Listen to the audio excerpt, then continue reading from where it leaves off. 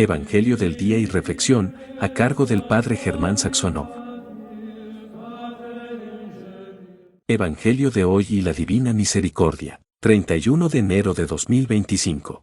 Jesús decía a la multitud: el reino de Dios es como un hombre que echa la semilla en la tierra, sea que duerma o se levante, de noche y de día, la semilla germina y va creciendo, sin que él sepa cómo. La tierra por sí misma produce primero un tallo, luego una espiga, y al fin grano abundante en la espiga. Cuando el fruto está a punto, él aplica enseguida la hoz, porque ha llegado el tiempo de la cosecha. También decía, con que podríamos comparar el reino de Dios, ¿qué parábola nos servirá para representarlo? Se parece a un grano de mostaza. Cuando se la siembra, es la más pequeña de todas las semillas de la tierra, pero, una vez sembrada, crece y llega a ser la más grande de todas las hortalizas, y extiende tanto sus ramas que los pájaros del cielo se cobijan a su sombra. Y con muchas parábolas como estas les anunciaba la palabra, en la medida en que ellos podían comprender. No les hablaba sino en parábolas, pero a sus propios discípulos, en privado, les explicaba todo. San Marcos 4,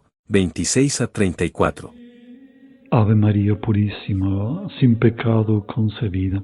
En este viernes 31 de enero contemplamos a nuestro Señor Jesucristo. En el Evangelio de San Marcos 4, 26 al 34, el Señor predica con parábolas para explicar el reino de Dios.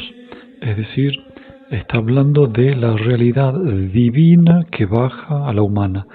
El Señor nos dice, una parábola de cómo hay que portarse bien, cómo ganar méritos solamente, como una especie de evolución ética, moral.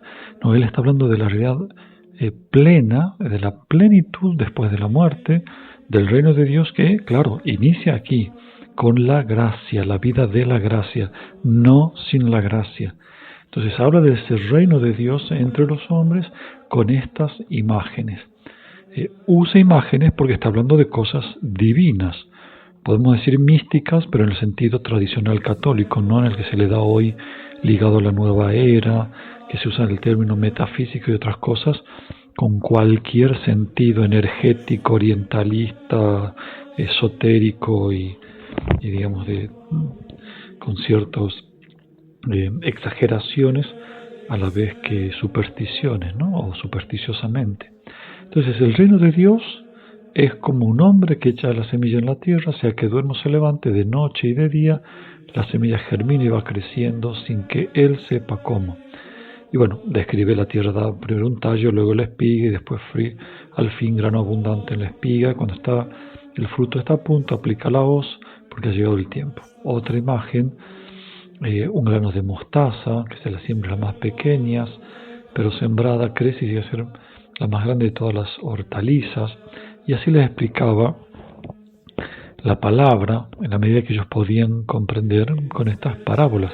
Y no lo hacía sin parábolas, pero a sus propios discípulos en privado les explicaba todo. Es decir, a la gente, sea por sencilla, sea porque no estaba preparado, entonces el Señor les predica con parábolas. ¿Y por qué es también útil la parábola? Podría estar en las intenciones del Señor, porque a la parábola no se la podía discutir. Si yo les dijese, el reino de Dios es que abracen la cruz, dejen de quejarse, pues no, etcétera, pero sí, pero ¿y por qué Dios permite esto? Pero al hablar de parábolas queda la luz, queda la verdad, y uno lo lleva a la reflexión, y no puede oponerse a una parábola. No puede decirle, es más, cuando los fariseos se dan cuenta que la palabra de los viñadores homicidas se referían a ellos y que lo querían matar a Cristo, cosa que ya lo pensaban, por eso no lo negaron, no dijeron lo contrario, entonces se quedaron rumiando y después con bronca, claro, pero no podían discutirle una parábola, una imagen, etc. Sin embargo, la verdad y la luz queda a través de esto. Luego hay que seguir escuchando al Señor, no es que basta un cuentito, por decir así, una parábola, una imagen, ¿no? Pero el Señor nos manifiesta esta realidad, la grandeza de la acción de la gracia. Es el reino de Dios, no de los hombres. No es el reino de los buenos amores naturales, afectos y sentimientos. Es el reino de Dios y obra misteriosamente por la gracia. Esta gracia es espléndida, es decir, es un misterio muy profundo que embellece y santifica todo.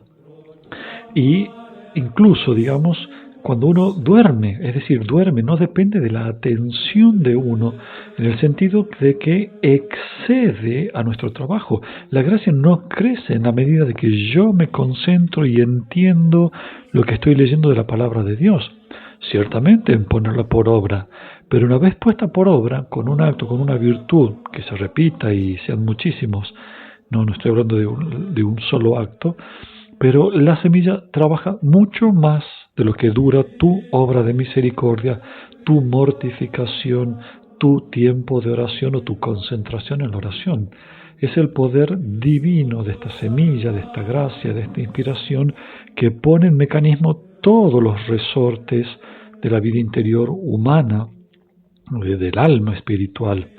Por eso excede siempre, como este pequeño grano de mostaza, luego es el más grande de las hortalizas, y acoge a los pájaros del cielo, etc.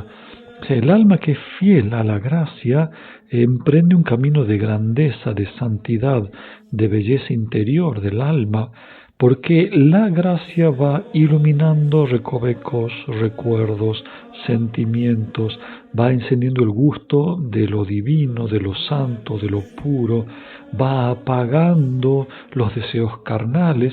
No digo que no tengamos tentaciones, porque también ahí crece, es una gracia, pero sí va apagando ese poderío de las pasiones, las va templando y las va luego apagando, después las somete totalmente, aunque no se apaguen del todo, para que siga siendo fuente de méritos el luchar y el vencer, etcétera, etcétera. Es el gusto de Dios, es la comunión con Dios. Por eso, acercándonos a Dios verdaderamente por la gracia, aunque no lo sintamos, porque hay muchas épocas de la vida espiritual que no se lo siente a Dios, ni siquiera el gusto por rezar o por evangelizar, ni por hacer obras buenas ni sacrificios. Sin embargo, el alma sigue creciendo en unión con Dios y va experimentando una creciente paz, un desarrollo permanente, aun cuando, como dice San Luis María Grignion de Montfort, la Virgen trabaja en el alma sin que nos demos cuenta para no arruinar todo. Sino que quisiéramos meter nosotros mano en alguna parte del proceso, creyendo que por ser conscientes lo vamos a hacer mejor y arruinamos muchas cosas. Entonces, aún así, la gracia va obrando al modo divino y santificando el alma. Muchos santos dijeron, cuando empezaron a recibir ciertas gracias notables, especiales, dijeron, pero ¿y de dónde viene esto? Si yo no he trabajado para esto, no solo no soy digno como ninguno, sino que no estoy a la altura de este don. Es como si fuese que le viene de arriba, totalmente y merecidamente las gracias. Bueno, es ese amor de Dios. Ese amor a Dios va purificando y mejorando, es decir, santificando todas las virtudes, todas las cosas buenas, a menos que o pequemos o hagamos un trabajo contrario al de la semilla. Es decir, trabajemos para sacarla, trabajemos para arruinarla, trabajemos para esterilizarla, trabajemos para acabar y que quede expuesta al sol y se seque, etcétera, etcétera. Si tenemos una vida cristiana mundana, estamos en contienda permanente contra nosotros mismos, contra la presencia de Dios, aunque no lleguemos al pecado mortal. Pero es como dedicarse a anular la gracia santificante para que prevalezca la vida mundana, los sentimientos, lo que dice la mayoría, lo que queda bien, lo que gusta a los demás. Por eso escribe Santa Faustina, numeral 1191, este don de la gracia, que dice, mientras vivimos, evidentemente mientras vivimos en gracia, pero es decir, toda la vida crece este amor de Dios. Mientras vivimos, el amor de Dios crece en nosotros, o se entiende también debería seguir creciendo. Debemos procurar el amor de Dios hasta la muerte. He conocido y he experimentado que las almas que viven en el amor se distinguen por una gran perspicacia en el conocimiento de las cosas divinas. Incluyo esto, es decir, acá habla del amor, no está hablando del estudio, de la inteligencia, de capacidades intelectuales. Son las que viven el amor, reciben este don, fruto de los 7 dones. Puede ser el de ciencia, puede ser el de entendimiento, consejo, etc. Se distinguen por una gran perspicacia en el conocimiento de las cosas divinas, tanto en su propia alma como en las almas de los demás. También las almas simples, sin instrucción, se distinguen por sabiduría. A todos vosotros os bendiga Dios Todopoderoso, Padre, Hijo y Espíritu Santo. Amén. Jesús, en vos confío. María, Madre de la Misericordia, ruega por nosotros. San José, ruega por nosotros.